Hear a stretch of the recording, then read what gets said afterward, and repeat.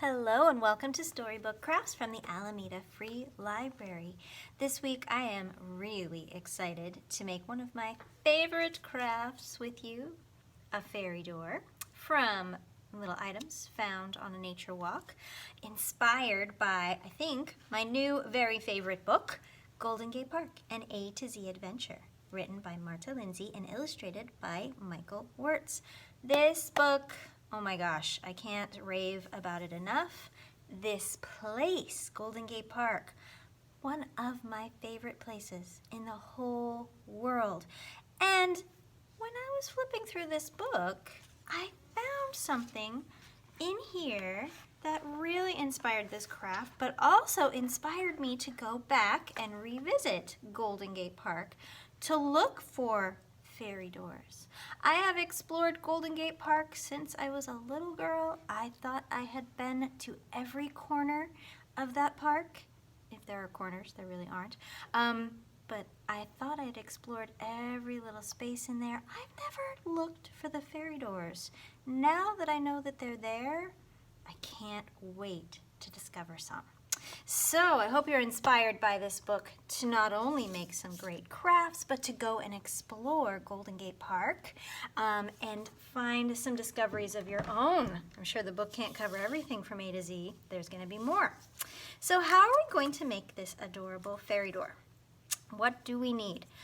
Cardboard. This is a small piece of cardboard. It's kind of like the cardboard that comes in with a package. So it might be at the bottom of a box. You could, of course, use a box and just cut off a piece, but this came with a package. It was just a cardboard square or rectangle, and it's easy to cut down to a door shape. So that's what I'm going to use today. Speaking of cutting, we will need some scissors. I'm using tempura paint, so I've got a red and a green tempura paint, and I need glue, so I'm going to use white glue today. Any kind of glue will do, but something that dries clear for sure. And a paintbrush, because we're using paint. I'm going to use a little bit of whiteout, and that is for the little dots on my mushroom handle here. And then we need all these great little goodies that you can find on a nature walk. Maybe you'll be inspired to go to Golden Gate Park and find some of these things. Usually I like to say that whatever is in nature stays in nature.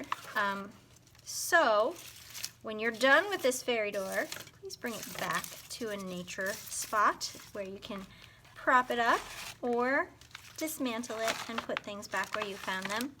Here's a bunch of things I found from a nature walk right here in Alameda. And most of the things are from trees or natural things. There's a few things in here that I found on the ground. Please always get permission to pick things up before you touch it. So make sure you're being safe, wear gloves or use a grabber, and always get permission before you pick something up and before you touch it.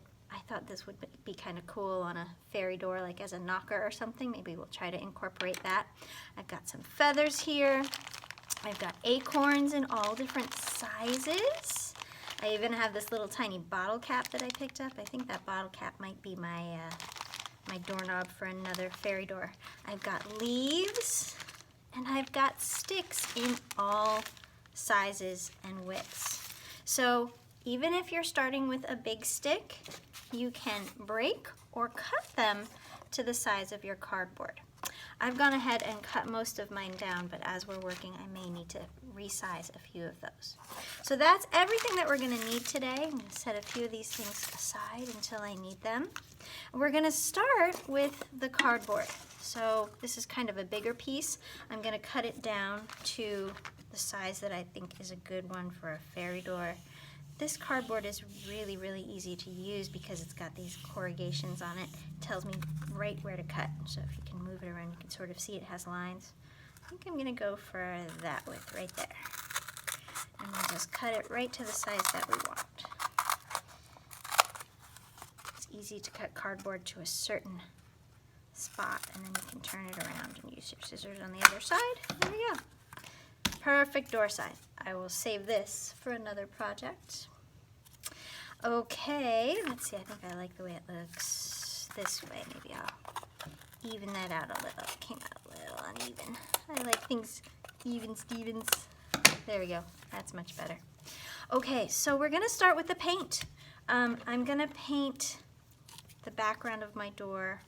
You know, I love red doors, but this is a fairy door. I kind of want it to blend in with its surroundings. So I'm gonna paint the background green. And please be aware your fingers are gonna get messy. Your clothes might get a little messy with this project. So be prepared to go wash your hands or have some wipes nearby or paper towels to clean yourself up. And this is just the background of our door, so we can kind of get messy with the paint. It doesn't need to be a thick coat. Tempura paint dries really quickly, so it's totally okay for us to be working with this before it's dry. Just be aware your fingers are gonna get a little green or red, whatever color you're using. I'm kind of making a stamp with the brush there because it looks a little bit more rustic. There we go. Okay, background of my door is now green and ready. I'll put my brush in the water, wait for later.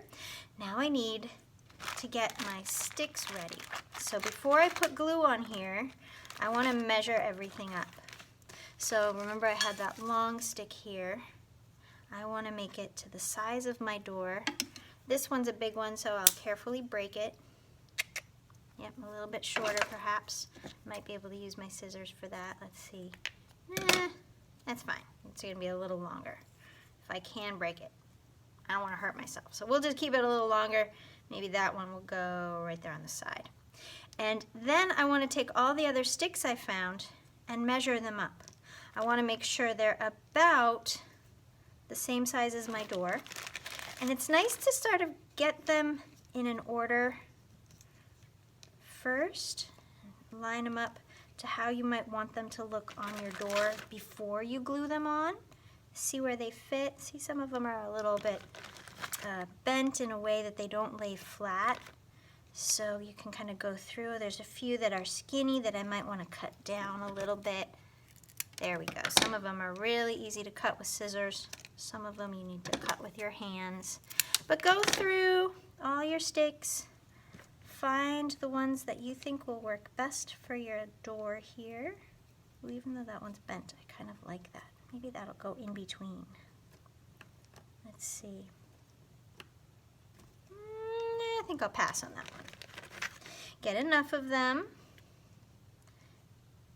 to fill up your whole door. Here's a nice thick one. Yeah, very cool.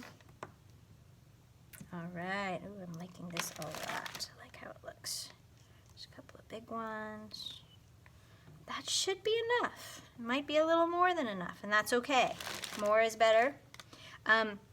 If you want to do something like what I did here on my example, I found a stick that sort of made a Y, and I found all these cool, tiny, tiny acorns. So tiny that I filled that in with.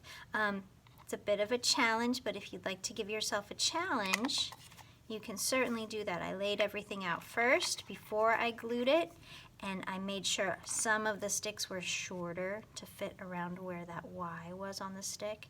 You can certainly try to do something like that. We're not going to get quite that advanced today. We're going to go just for straight sticks, and I think I will probably use some leaves and feathers in there too. And the leaves and feathers can go last because they stick in between the sticks very nicely. Before I start gluing, I also want to figure out what my doorknob is going to be. It's a fairy door. It needs a doorknob. So I found all these great tiny acorns. I found some that were bigger than others. I think today I'm going to use a tiny acorn for my doorknob. That's a perfect size right there. That's going to be my little doorknob. It's a little bit pointy on that end. So I'm going to take my scissors and make it flat. That way I can put the glue right there. And that'll be my doorknob. And I'm going to use some of those skinnier sticks. I'll move some of these around. I'll use these skinnier sticks to go in between that doorknob because they're easy to break. So once I get it all shaped, my doorknob will go probably about there, and I'll break these sticks so that they go under and over my doorknob there. There we go, just like that. There we go, and then one side of it. That should work just fine. Maybe I'll break that one too, so there's 2. Yeah, right about like that. Beautiful. Okay, I am ready for the glue. So I'm gonna glue this all up. Again, it doesn't matter if your paint's not dry yet because we can blend it in and this glue will dry clear. So we won't really even see it. I'm gonna glue this all up, all around the sides. Lots and lots of glue because we want all of our little treasures here to fit, to stick. And we're gonna press them in just gently to all this glue. All right, there we go. That should be plenty. If I need more later, I'll put more. And now we'll start laying all of these beauties down. I'm gonna start with my doorknob. There we go. Actually, I want a little lower because my sticks are smaller. Ones that are gonna fit next to it. Let's see. Just like that. There we go. My doorknob's gonna go right there. Great. Okay. And right here. And then those 2 that go above it. This is so fun to put together. It's a nice, kind of a mindful craft. You can be quiet while you're doing it. Really concentrate on how you want your door to look. What kinds of fairies will visit? Who will make this the door to their home? There we go. Ooh, it's looking great. You can fill in with lots of little sticks later if you'd like more sticks in there. But since the background is painted and that glue will dry clear, once it's all dry, you'll see there's lots of spaces in there. I didn't paint the back of this one. This one was just plain cardboard. And even then, it still looks great, even though all the sticks don't fill in every space. So here's where I'm going to start breaking a few down so that they fit in those spaces. Put one there. And I'm going to leave a few spaces empty too, because that's where I'm going to put my feathers and my leaves. Put this one in there. And maybe this one will go here. Yes. Okay, let's see. I'm going to put a leaf right up here. Squish it in. Move those sticks back to where they were. Once it's in there, great. And maybe I'll put a leaf right here. And a feather right here. Yeah, love it. Yes. Now, when my door is all dry, that's when I will go in with a little bit of red paint for my doorknob. Maybe I want one more stick there. Here I am talking. I'll get another stick and fill that space in. And I will go in with some green paint and do just a little bit of detailing on the sticks. For the sake of our video, I'm going to be doing this while the door is still a little wet. For yours, please wait until the glue is all dry to go in and paint those things. Let's see, maybe one more stick. No, I think we're good. I'm done with the sticks. That's great. That looks terrific. Okay, so now you're gonna wait until all the glue is dry before you go in and do your paint. I'm gonna do it right now just so you're able to see what to do on the video. I'm gonna paint the doorknob red, just a tiny, tiny bit.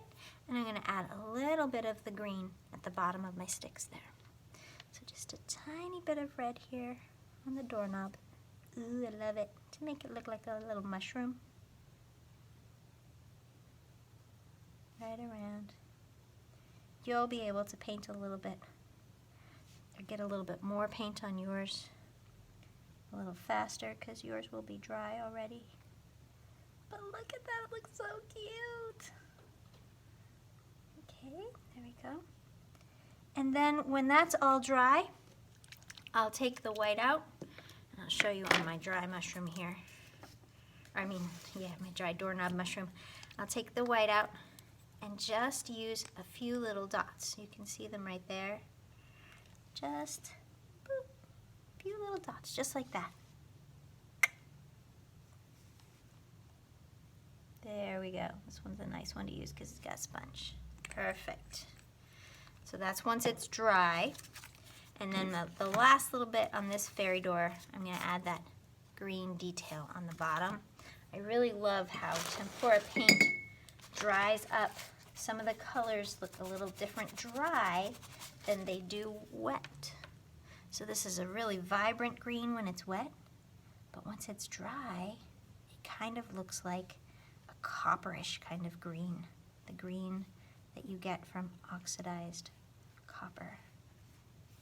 There we go, just a little bit of green there. Careful not to get my feather. And when that dries up, it'll look like this. Yay, what a cute fairy door. I hope that you enjoy making yours. You can make lots and lots depending on what you find on your walk.